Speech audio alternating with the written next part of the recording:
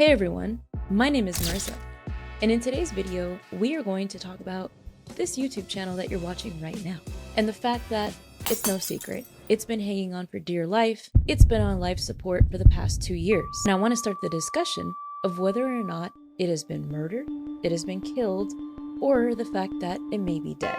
Now, if your curiosity has been piqued, I want you to type a T emoji in the comments because I'm about to spill it all. So if you're like me, you've seen all over YouTube thumbnails and other creators and people saying my channel's dead, how to revive a dead channel, this and that about a dead channel, but no one's really talked about like a channel being murdered, killed, and if it's possible to revive it from the dead.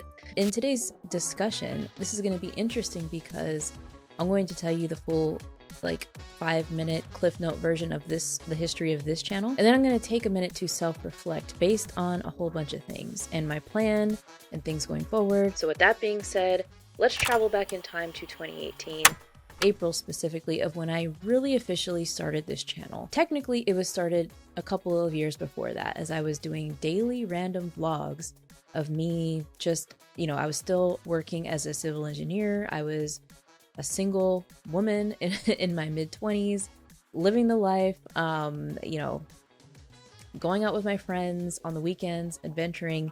So I was just vlogging daily stuff, and it was really fun. And then once April 2018 came around, at that point I was a entrepreneur really wanting to make a full-time income online. And there starts my story officially of YouTube. I was in Thailand, not really any real income going on. So I looked to YouTube and said, let's go, let's give it all we got. I'm going to make this work.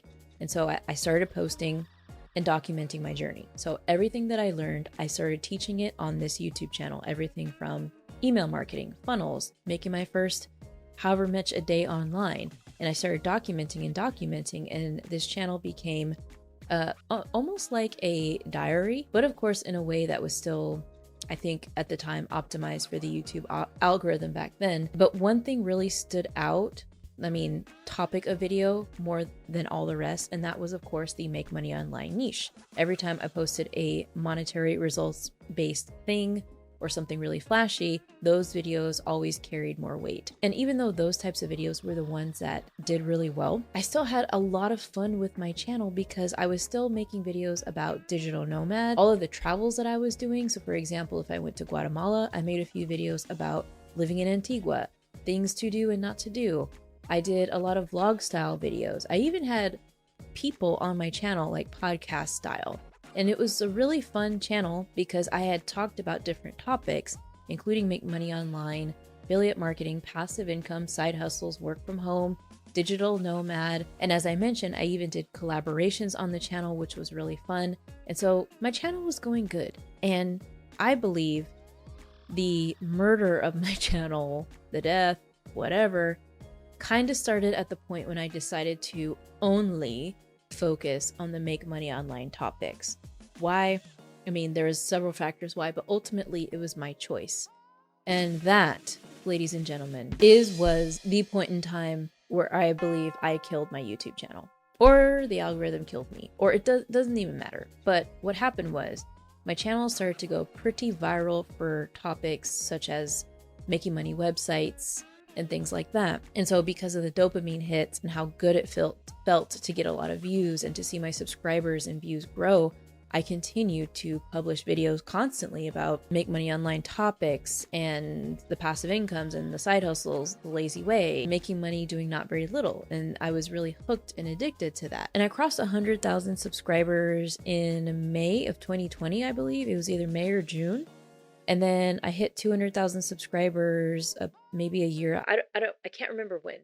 But the height, I had a really good thing going on around September 2021. I had a viral video pop off at that time, and things were looking great. And my channel was doing good. Historically, this channel has gained, anywhere between 5,000 to 10,000 subscribers in a month. And at that same point in later the fall of 2021 is when I was just so unhappy with what I had built. It was to the point where I would just cringe and force myself to get on camera because I wanted to keep my channel going, but I was just talking and regurgitating the same information. So anyways, a lot of you watching this already know that story. And so fast forward to now, after I've pivoted so much on this channel, after I have left this channel and come back and switched to topics for a completely different audience. Basically, my target audience now is coaches, consultants, business experts who are already making, you know, 5 grand, 10 grand, 15 grand a month, have built a good thing online. They know what they're doing. They have sophisticated funnels already. And my audience is definitely no longer beginners, biz ops seekers, people looking to make an easy dollar. And that has been a pivot that YouTube algorithmically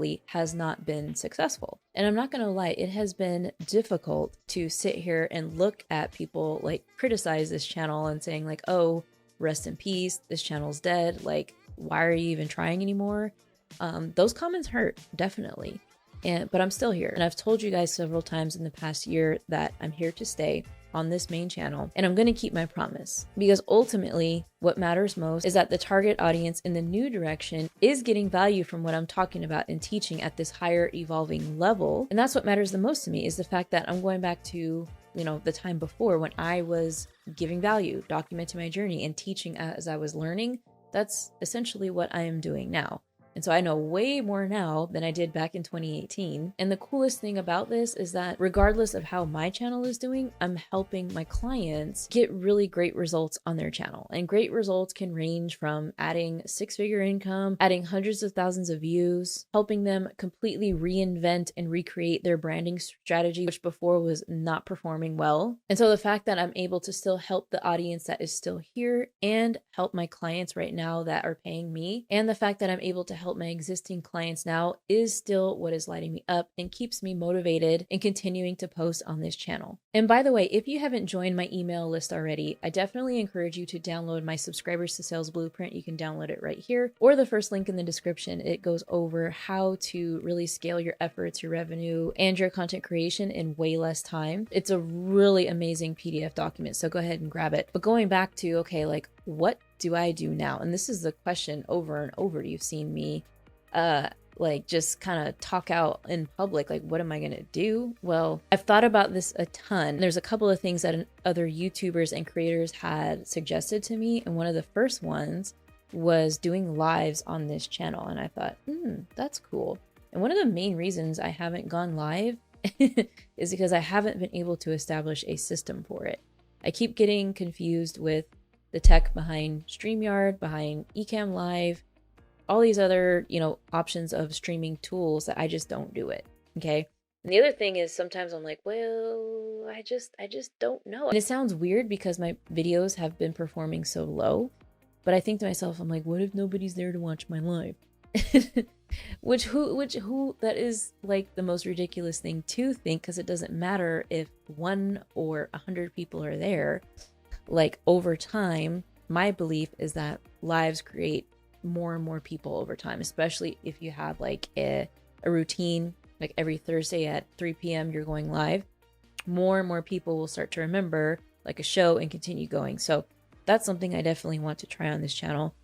And then recently, another thing is that I did a content blitz on this channel and it didn't do good. I thought that doing a 30-day content blitz was going to do well, and it didn't. It kind of tanked my views even more, which really, really sucked, because I was hoping that it would reestablish something with the algorithm and the direction. I was recently at a podcast summit, the one and only podcast summit hosted by David Shands. And one of the takeaways that I had when going there was I've always wanted to have a podcast style segment of my YouTube channel where other experts, business owners, YouTubers come on the channel and I interview them, because it's really fun for me to do that, because I get to interview them, we all get to learn more, and I get to share them with you guys, my audience, and they get to share me with theirs, vice versa. I would really love to have a podcast called Subscribers to Sales, and I want to do it the right way, meaning I want to have it on a channel and host it on a channel that's not already dead. You know what I mean? And it kind of all goes back to like what I was building in the very beginning is what I want again now, but I don't want to kill it this time. And so my thinking is Like, how can I have a channel where I can have talking head educational videos, videos, even tutorial style where I break down funnels and complex things, a channel where I have vlog style videos, and a channel where I have podcast style videos and episodes on them, all in one channel. Is it possible? Let me know in the comments, yes, if you think it is. I'm curious to know your opinion, but that is where my direction is going. And so the question now is like, hey, do I keep going and put all my efforts and all my eggs in one basket on this channel? Or do I really start another channel from scratch where I am literally starting from scratch and not telling a single person? At the same time, it sounds freaky and scary, but just the thought of that gives me fresh energy, because what I've done, like, here's the thing. Here's what's crazy. When my channel got hacked and deleted, I started a new channel because I thought I wasn't getting this channel back. I started a new channel. It did really well. And then when I left this channel, when I was fed up back in December 2021, I left this channel because I was so frustrated with how it was performing. I started a new channel and I funneled a lot of you to that new channel. Then that new channel got to 5,000 subs and it wouldn't grow. And I'm like, crap, dude, I'm like, am I just jinxed or what's going on?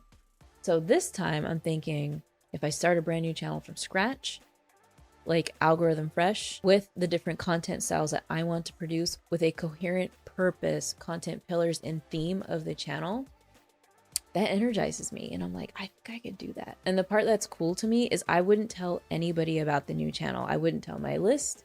I wouldn't tell any of like this audience here on YouTube. I wouldn't tell my Instagram audience or my LinkedIn audience. I'd probably just tell my close friends and family like I did when I first started my channel. And then also I'm like, well, what am I going to call it? My thought is to call it Subs to Sales, because Subscribers to Sales is a trademark brand. Subscribers to Sales is such a long title. It's so many different characters, but Subs to Sales is very easy to read.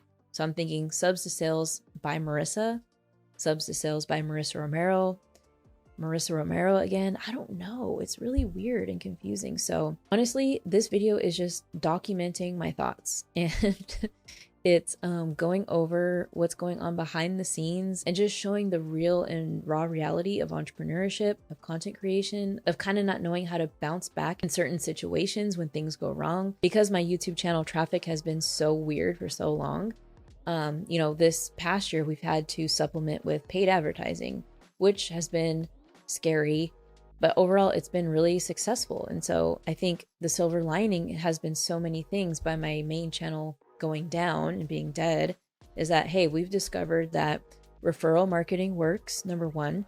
Number two, we've discovered that paid advertising works, both YouTube ads and meta ads, which before I was always like, don't use paid ads for your business, which is not good advice, because everyone at a certain level has to use paid ads to get to the next level, whether that's multiple 7 figures, 8 figures, etc. You just can't scale a company without all cylinders of traffic going, at once, meaning organic, your paid efforts, your outbound, cold outreach, referrals, and affiliate marketing. Like Alex Hormozy talks about in $100 million leads, the idea for a company to go to a really high level is you got to have all those different sources of traffic. Okay, so it's not about organic versus paid traffic, it's about leveraging them together. So anyways, there's been a whole ton of silver linings that have come from the organic traffic on my channel going down. So anyways, I hope that this video in a weird way was insightful for you and sparked some ideas for you. If you've made it this far, I encourage you to watch the next video coming up, which is all about how I plan to make $1 million with a self-liquidating offer. That video is right here, and I'll see you on that video.